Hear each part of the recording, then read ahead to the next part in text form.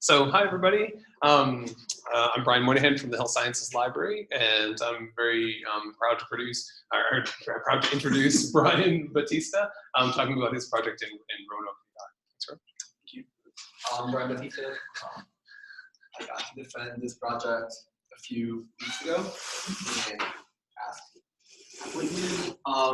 I started off this project as something I got really interested in. I always wanted to see how VR could be used outside of playing fun, but being used into teaching people, being able to be taught like outside of just reading a book or just having something said to you. So be able to be immersed inside an environment. And I myself learned so much from playing games. So kind of combining this side of having fun while learning. So this is how I inspired myself to create this project. So basically I created Roanoke VR as an interactive game that's based on the choose your own adventure type of game, where you interact with the environment, you make decisions, and those decisions drive the game, how it's going to end. So pretty much like a role-playing game, as the only thing that drives the game forward is yourself and what you talk, who you talk to, what you decide, and having the player be inside the game instead of just controlling a character from like an eagle eye perspective. So basically, you're playing God. You're like inside VR. You're playing a game. You're talking to them physically and not just controlling the little guy in front of you that looks nothing like you. That's the whole side of like VR that I really enjoyed pushing forward, where you are the character inside of it. So allow the user to just that's pretty much the same. I can see the slide. So the purpose of the project came from studying a lot of how VR was born and what were the essentials for VR. So the whole idea where Minsky's idea from telepresence from way back in 1980, of the idea of controlling somebody from outside of where you are. So his notion was that you would be one day sitting in the room controlling somebody on the moon. It's like you would move your arm, and the other robot on the moon would move their arm the same way. And if they felt heat or pain or cold, you would have a feedback that would let you feel heat, pain, or cold. That same idea came down to being haptic and audio feedback for us today. So the same way you're playing with a controller, you tap something in VR and controller vibrates, like, oh, you tapped something, this is important. That whole idea of like that the feedback the game gives you, the feedback simulations give you is really important to feel immersed inside the game. It brings you in that you're no longer standing in your living room and just playing around. You're in a completely different environment, experiencing what that other person is experiencing. And I feel like that was really important to bring in when you're doing a VR environment, is just being fully transported. It's not enough to just see a scene around you and you're like, oh, I am there now. But when you have all these factors of audio feedback, haptic feedback, bringing you into that scene, you get immersed to the point that you forget where you are. The book Matilda, there's a passage that reads that Matilda would travel to 1,000 planets without leaving her bedroom in London. And that's the same idea that we have here in VR. Like, we don't have to leave our room to travel anywhere else. So for this whole part of like transportation and taking yourself outside, like experiencing the world through someone else's eyes, the concept of belt was really important when I started studying this, and it came across because of Brian. He mentioned it to me, like, have you looked into this? And I hadn't yet. And I started looking into this and how important it is. So basically the concept of belt is experience of the world. So how an animal or a living creature, at least, experience the world around them. So as humans, we look, we touch, we feel, we taste. But like, if you're a bat, for example, you don't really see that well. You rely on your sonar. Or if you're like an anglerfish, you're living in darkness the entire time around you. You only have like one light from your own bulb to like illuminate. And we don't know how it is to feel that way. Like, we don't have that feeling. We don't have that notion of space.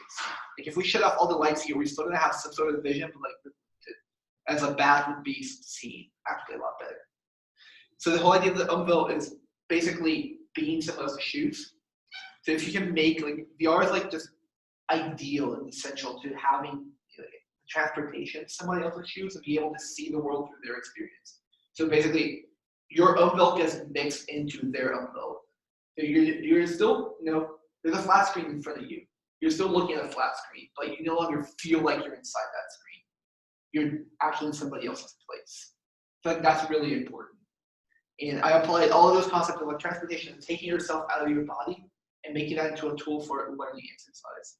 So where you could go somewhere else, be transported in a moment in history, and learn from the fact from actually doing it yourself instead of just reading it in the book.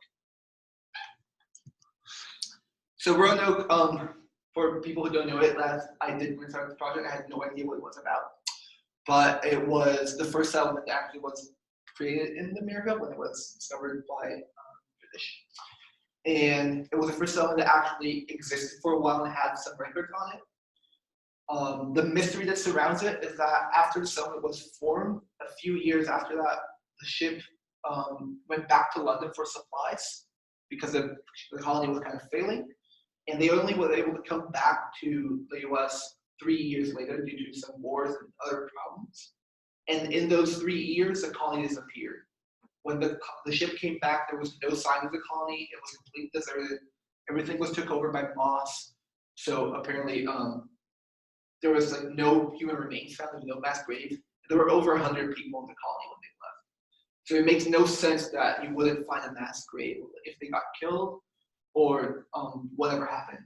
And the only register that what could have happened is a carving on a wooden post within Roanoke, which is the name of one of the Indian tribes that lived nearby. But nobody even really knows what happened still today, even though there were like decades and decades of research on this. Nobody really has a definite explanation for it. I felt like that was like a really compelling idea of like everybody studied this, especially in North Carolina. It's North Carolina history. It's on the Outer Banks. And it's kind of like that, pride of being from here. This is our history. And then you find this like incredible mystery where nobody really knows how it got solved or how it is solved. So you get to, go into history, learn about it. You see like how settlers lived, like, what they used, and then you like get to decide what happened to the colony because it's your experience. You're doing history for yourself. So it basically is a game. I couldn't really run away from that. And that was interesting because I have no experience being a game developer at all. So it was kind of fun to see how much I could push myself in this limited amount of time in the master's degree to learn game development without actually being a game developer. So the first thing I had to do is define the playstyle of the game. And that was pretty easy because I wanted it to be an interactive story. And interactive stories are usually choose-your-own adventures because that makes you really feel immersed with the story. RPGs were a valid option as well, but it would be too much fetch questing and like too much environment. I wanted to make it as simple as possible so it could be story-driven and not action-driven.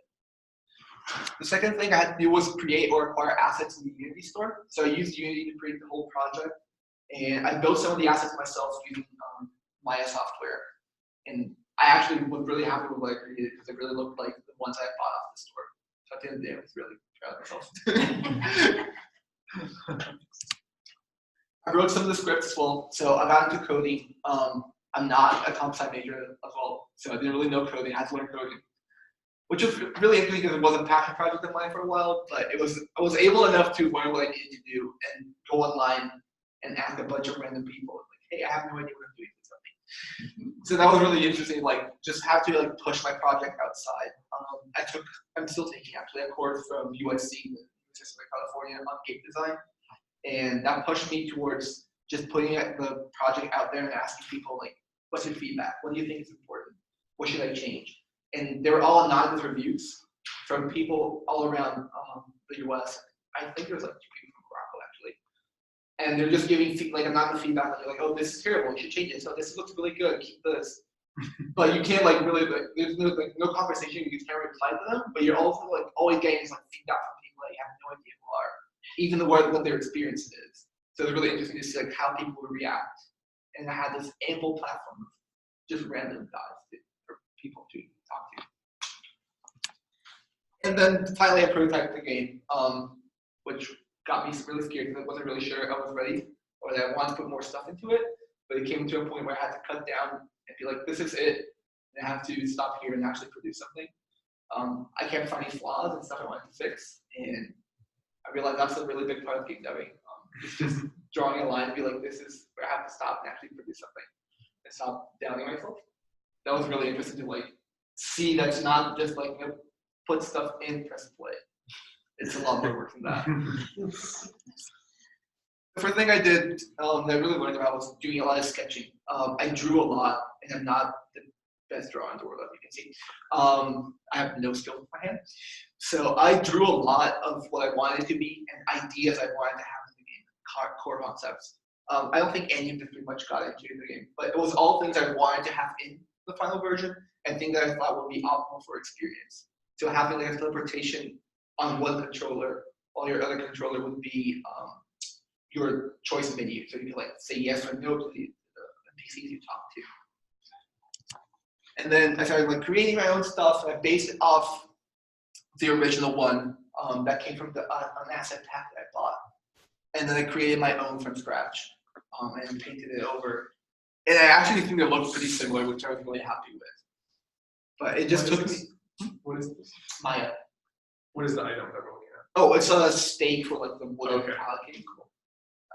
So the one on the left is the one that I bought. The one on the right is the one that I created. I was kind of happy. I took this 3D design class. I had no idea what it was before I took it, and it was really hard.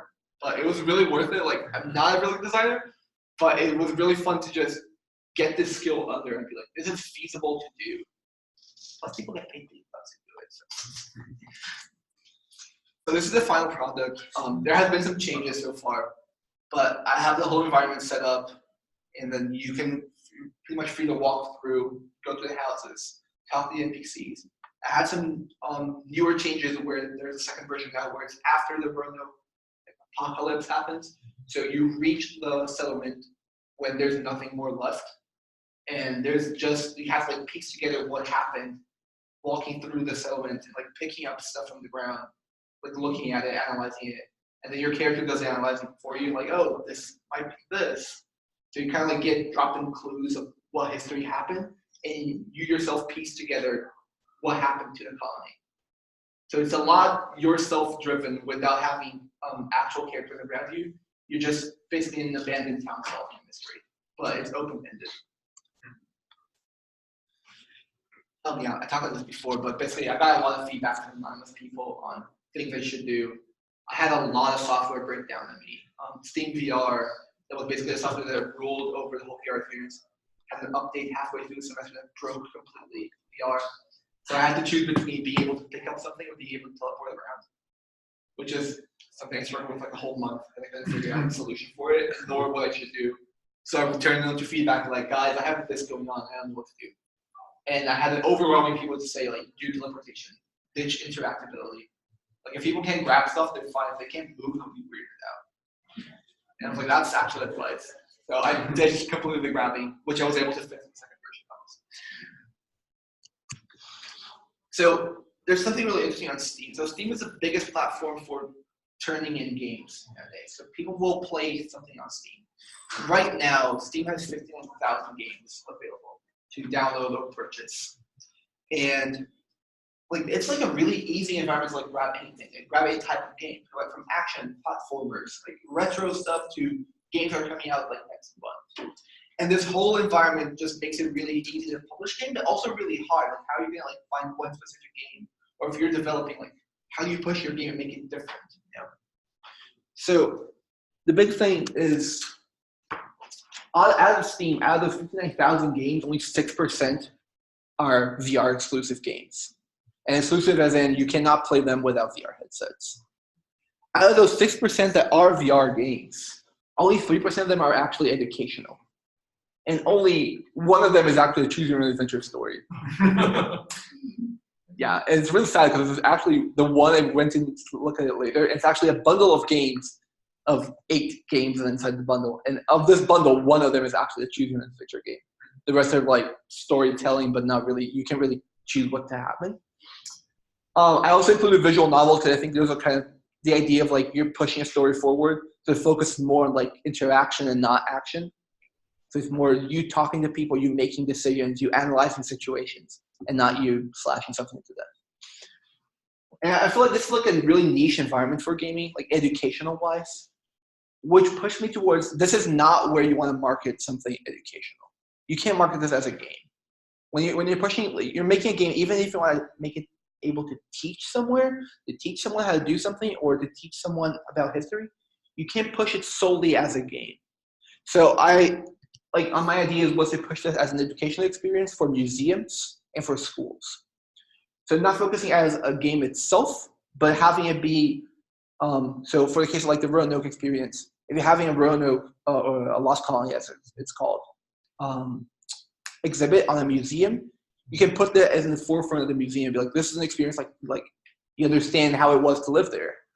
And people, instead of, walking into and be like, oh, this is cool, this is ancient artifacts, you actually get immersed into the environment first, and then you get pushed into like, oh, this is what people found, this is what people dug up, this is what people researched on.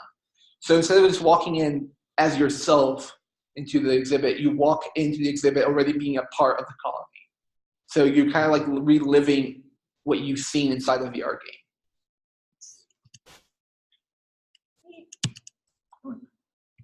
Yeah. So I got a lot of help this semester from Stephen King. He helped me a lot in terms of develop the idea, the core concept for this. This idea was originally his, and he couldn't find a way to market this idea better. He pushed it towards me like, what can you do with this idea? With the concept of like the Lost Colony and creating a VR environment for it. And that's where it started off as a development point. But a lot of the project help that I had this semester was from the UNC AR VR group as well. Brian and the whole Carolina AR VR to Harvard group pushed a lot towards helping me design. They gave me a lot of feedback.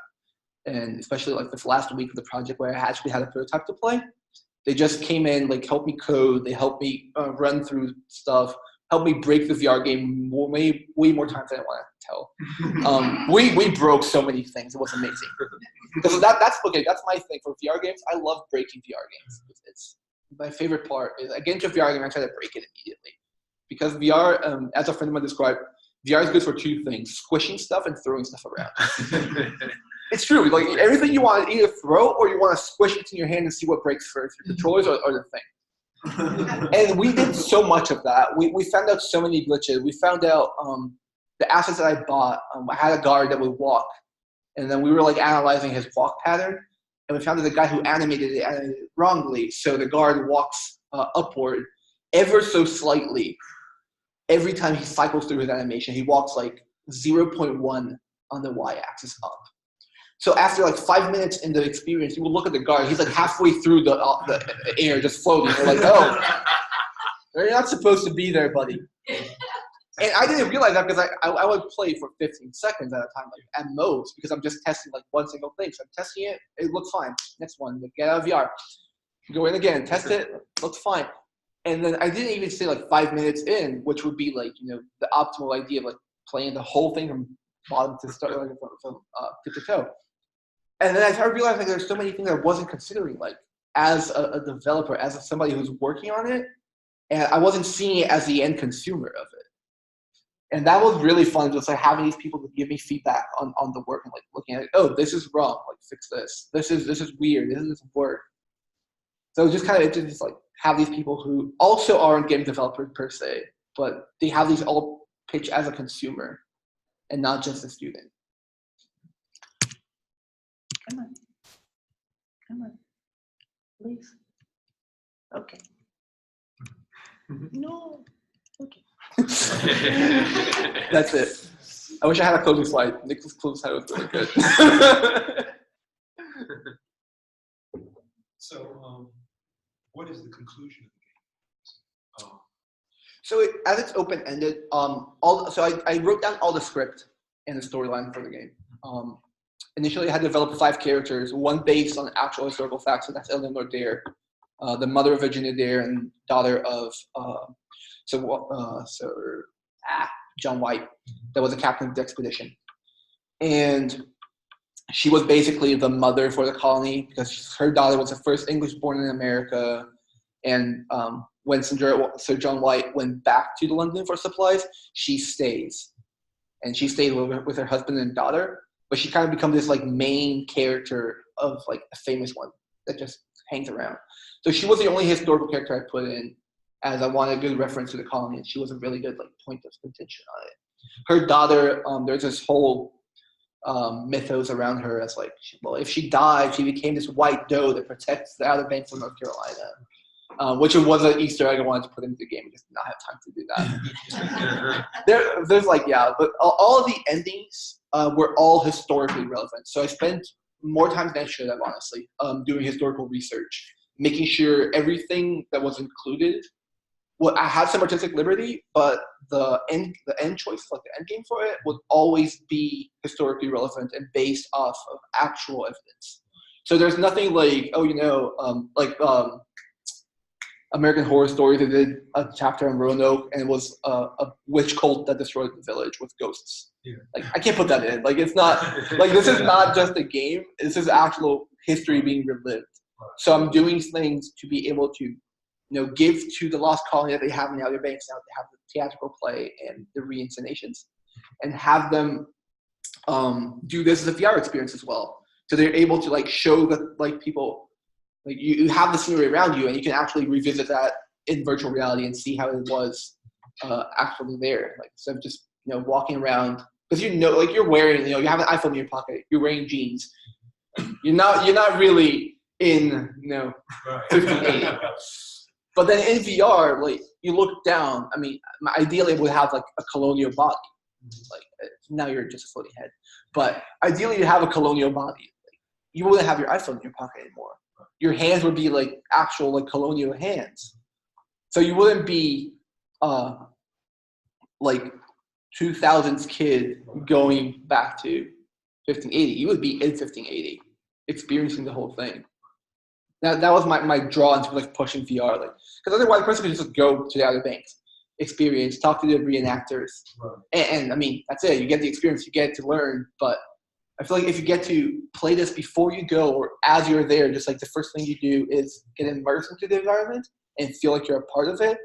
It just makes learning a lot easier, and you retain more information because you're no longer just an observer; you're a participant. So can you interact with the characters? Yeah, I was finally able about a week ago to make sure the interaction works fine, so you can grab stuff now. Right. And I'm still trying to develop more stuff forward for this because I didn't want to just stop at my thesis. I want to actually have a finished product at the end, a really polished one.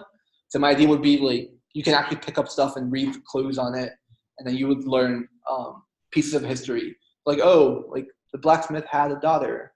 So you had to go out and had to find her bones. If you can't find her bones, you never find out what happens to her, how she was killed. And that whole development being, so that's where I took my artistic liberty of creating a story for each of my characters. And Eleanor Dare, all of the outcomes that happened to her in Virginia are all historically based on research. So those are the only, for the characters I created, their names and everything else, those I took the liberty of just creating storylines that would be interesting enough for people to follow. But for Eleanor Dare, her storyline is actually based on facts. What else? Even though I took the liberty to create storylines for the other characters at will, they're all grounded in some sort of reality of possibilities that could have happened. Because the only records you find of that story, of this history, is Eleanor Dare. So they're Eleanor Dare, Virginia Dare, and the colonists. There's no mention to them by name. Hence, it was really good for me because I just I could create whoever I wanted. It was just interesting to have these characters be whoever I wanted them to be, but also based on terms of research of what they could possibly have been at the time. Can you talk a little bit about how you balanced the historical aspect of it with your true purpose of designing an experience? Because you're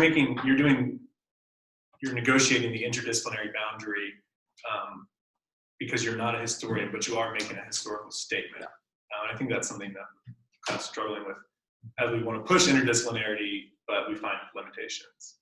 So I did I ended up doing too much history research. I wrote too long of a paper on just historical aspects of it. And I think I could have focused more on narrowing it down to what was important to that history. So what was important to Roanoke, it's 1580. They didn't have much materials around them. So it's a basic settlement. Honestly, I felt even the settlement I built was too advanced for what they had. It had to be toned down a lot more, but in terms of just time flow and production, that was pretty good. In terms of having the interdisciplinary, I worked a lot with Christine. Forgot her last name. Christian Edwards from the Christian.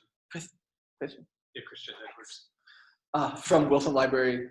She was managing the Roanoke exhibit they had. And when I found it out, I went running to her like, hey, this is all my ideas. What should I cut off?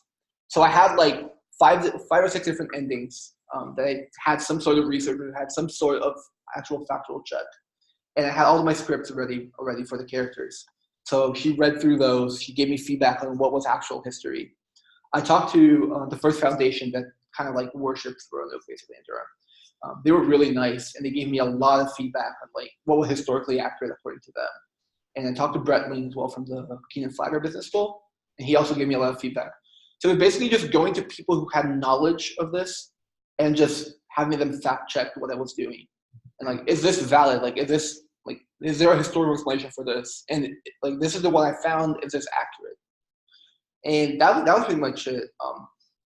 Whatever I created always went through other people to validate it. Cool. That was the way I found, at least, that I wasn't creating stuff that wasn't accurate, but at the same time, it wasn't just you walk and do the VR experience and be like, hi, this is this, goodbye.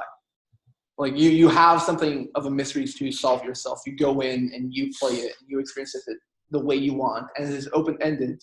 Two people find two different endings playing the game, two different experiences. And the way you interact, my plan was to have like voice interaction. So you would actually talk to the NPC, and there would be a limited amount of answers, obviously. But ideally, you would come in, you would talk to them like, physically, and they would answer back with voices as well. So you would have this like interaction with the NPC, not just click option. And I feel like when you're talking to something and they actually answer you back, it just feels better. Did I answer your question at all? Yeah. So along the lines of historical references and basically people being exposed to this, you will run into history experts who say, well, you need to correct this if this is going to be believable. Do you have a mechanism there where you can go and sort of update the content so that it reflects new discoveries that you make? I didn't think too much. So everything that I put in was already published. Right. And most of the newer research of Roanoke is I think 2005 was the newest article that came out on it. At least I was able to find. The newer findings haven't been it's either just word of mouth or this might have happened. So whatever I found was pretty fact checked at that point. There were some just far-fetched theories like zombie apocalypse and alien abduction, which I actually wanted to include in the game as an Easter egg. If you find a little zombie hand poking out of the floor, and that triggers a zombie apocalypse. Or if you look up to the sky in the middle of the night on one of the scenes, you would see it a UFO just flying past you. But a specific random stuff. It just makes you giggle, but not really. It's just you're there, it's ha. And then you go on. Well, I think that's cool. I mean, I think at a certain point with an unsolved mystery, lore becomes a part of the history, of the mystery, then why we're so intrigued about it. Okay, that's a funny thing. So UFO one is really there's no evidence. I mean, of course. But the zombie one actually has a whole paper published on it. And there's a zombie research society. They actually exist. And they have they have a full paper published and 2 blog posts about how they have solid evidence that it was a zombie apocalypse. I'm still waiting for that evidence. I contacted them and I didn't get anything back. But it was a fun time because I was looking it up theories.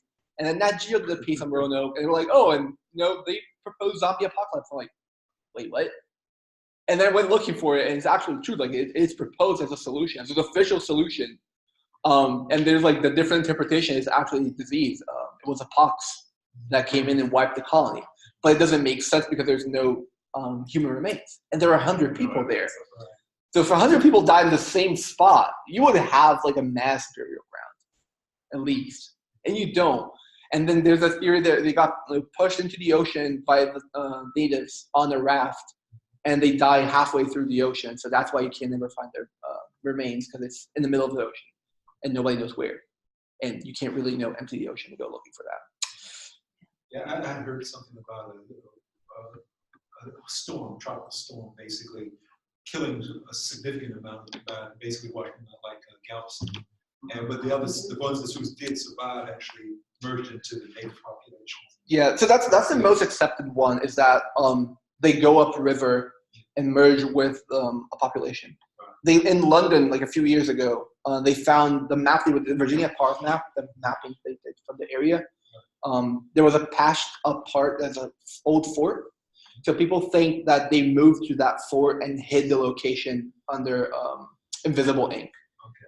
And they drew the fort in invisible ink, dried it off, and applied a patch on top of it. And that was like a common technique in that time to hide information on maps. You would just put a new patch on top of it, let it dry, so it kind of like melts in. But if you know where it is, you just peel it off.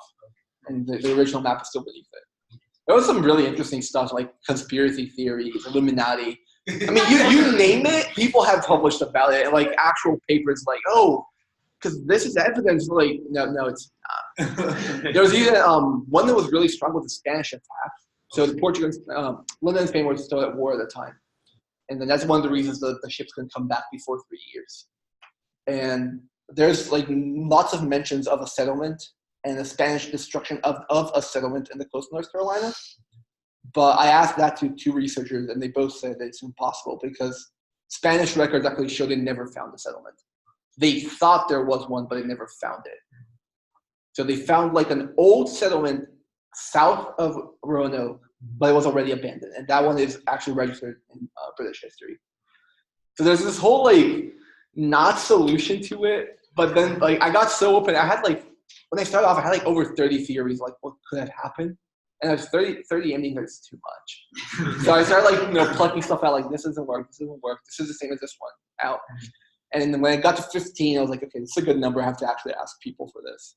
Well, one thing that I thought was a tie between your work and Nick's is that there's a content element to it. There's things that are going on, but another one was just like experience of that world. That in both cases, you could sit down and spend 2 minutes doing nothing but just soaking up the experience that you're in. And I thought that was kind of interesting about yours. It had a world-building sort of feel to it, that even if you didn't pursue any information and talk to any people, you could still like get on a boat and watch the river and see the sun, and birds were flying around. It had just like, okay, here I am in 1580, just like sitting there. You know, I wish I had to show you the last version. I got to make a teleporter up to the crow nest of the ship. So you can basically like go up, and it's something around like 40 feet off the actual ground. And you can just sit down on the ledge of the crow nest and like look at the colony beneath you. And it's the new version is deserted already. So it's like an abandoned colony with like patches of grass and moss just growing around. And you're like 40 feet up in the air just looking down. It feels so good. I actually sat down and like ate lunch while doing that. Well, it's a sunset piece with birds like just landing like on the mast around you and just sitting at the crow nest, like looking at the colony. And just there, like it's peaceful as hell. It's amazing. In the graveyard, almost in the same sense. Mm-hmm. Reading that graveyard experience. Yeah. Well, that's why meditation in VR is like becoming a thing. Like people are actually meditating inside VR because you can just choose wherever you want to go. Wow. I mean, yeah, the headset's kind of burdening, it's kind of heavy, but you're still like, I want to go to Florida today and then meditate at the beach. And it's like, boop, you're in. I didn't realize there were so many people that meditate with their eyes open. That's interesting. Fascinating. I think about that. I mean, I do know that is a method, but that's not my No, yeah, me neither. Which is, I didn't really think about it. I do that in my garden all the time. Just kind of sitting, just look around. Right. The flowers and colors and insects. You just kind of don't think, you just watch. Mm-hmm. Oh, yeah. There's an audience for it? Yeah, I'm reminded I was used to my friend's little daughter would always want to play, and she's like, I'm a puppy. And there was no game associated with it. She was 3 years old at the time. And it was just being. It was just like, I am a puppy, and that's it. And I think there's something to that. That's a state of being, where you're in the virtual world, you can be another person. You can be a non-person. You could not have a body at all. There's a game called like the baby experience and stuff like that. You're actually a baby.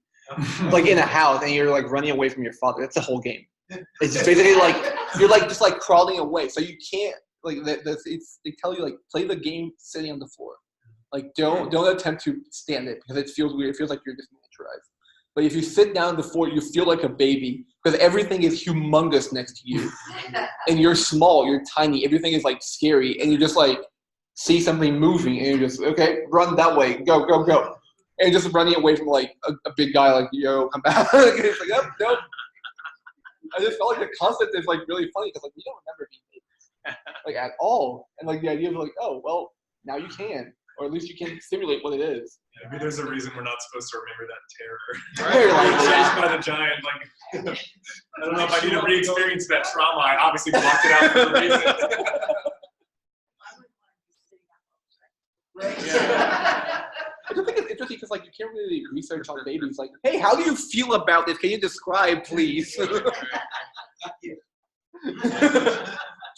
Not yet. All right, well, thanks. Well, I think we should wrap up. Thank you very much. I didn't see there was a camera on this. Oh, it won't be recording. Let's see, stop share.